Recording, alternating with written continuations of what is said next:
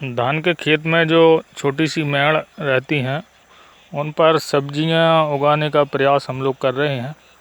ये लगभग 100 बाई 2.5 या 3 फुट की जगह होगी जो कि धान के खेतों के बीच में मेड़ का काम करती है।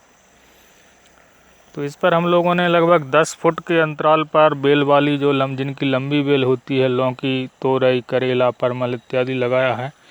और उस 10 फुट के बीच में हम लोगों ने मेथी, पालक, धनिया, मिर्च, भटे, टमाटर इत्यादि के बीज डाले हैं। उसके बाद हमने ये जो खरपतवार के जो खेतों से निकलता है उसको मल्च किया है। बहुत पतला पतला मल्च है जिसमें थोड़ी सी जगह भी दिख रही है ताकि हवा और सूर्य प्रकाश भी उसमें मिलता रहे। तो इस मल्च से जो फ़ायदे होने चाहिए उनमें निश्चित ही कि पानी की मात्रा बहुत कम लगेगी सिंचाई में, सिंचाई भी जल्दी जल्दी नहीं करनी पड़ेगी, और दूसरी बात अनावश्यक खरपतवार भी कम होंगे। साथ ही जो छोटे बीज रहते हैं वह सिंचाई के द्वारा जब हम सिंचाई करते हैं तो छोटे बीजों को बहने का भी डर रहता है। तो मल्च के कारण पानी की बूंद डायरेक्ट ज़मीन से टच नहीं होगी तो उनका बहाव भी, बीजों का भी और पानी का भी इससे रुकेगा।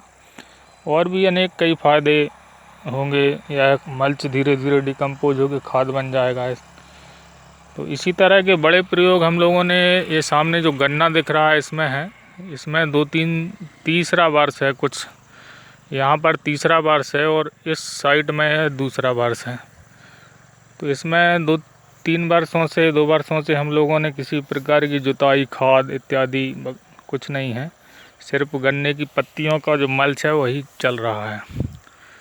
धान चूँकि मल्च के लिए पॉल की बड़ी मात्रा की ज़रूरत पड़ती है तो गेहूं में हम लोग मल्च के प्रयोग के लिए धान लगाई है। यह भी पूरी तरह जहर मुक्त धान है, रासायनिक खाद नहीं डाली, इसलिए कहीं कहीं जो पीलापन वगैरह दिख रहा है। इस तरह के प्रयोग धीरे धीरे कर रहे हैं हम लोग। खेत पर ही एक झोंपड़ी नुमा छोटा सा मकान है जिसमें एक परिवार बटाई वालों का रहता है। तो जो भी सुझाव आप लोगों के हों वह आमंत्रित हैं। धन्यवाद। राजाराम पटेल, जिला नरसिंहपुर, मध्य प्रदेश।